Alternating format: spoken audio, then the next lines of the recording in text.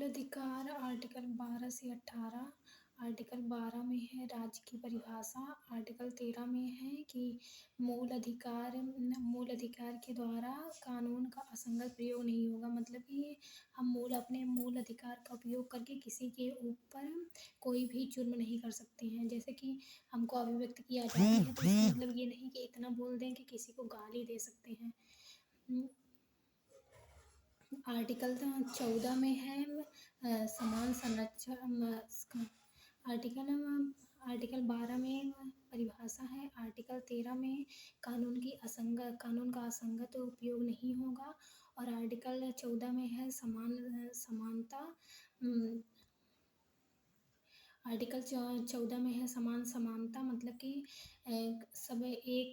सबके साथ एक जैसा व्यवहार होगा। आर्टिकल 15 में है कि लिंग, धर्म, वंश, जाति और जन्म स्थान आदि के नाम पर किसी से भेदभाव नहीं किया जाएगा। आर्टिकल 15 और आर्टिकल 16 में है कि किसी को आरक्षण नहीं मिलेगा। आरक्षण मिलने का मतलब कि जैसे किसी को धर्म के आधार पर आरक्षण नहीं दिया जाएगा, कि जैसे तुम मुसलमान हो तो तुम्हें आरक्षण दिया जाएगा, और हिंदू को अलग से जाति के आधार पर नौकरियों में आरक्षण दिया जाता है।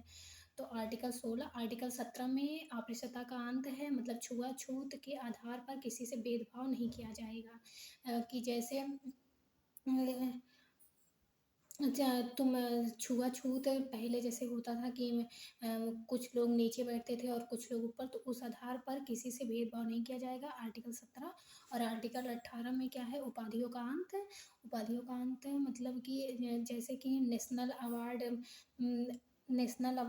भारत रत्न, पद्म भूषण, पद्म विभूषण, इन सब का मतलब हम अपने नाम के आगे लगा कर अपना पहचान नहीं बना सकते।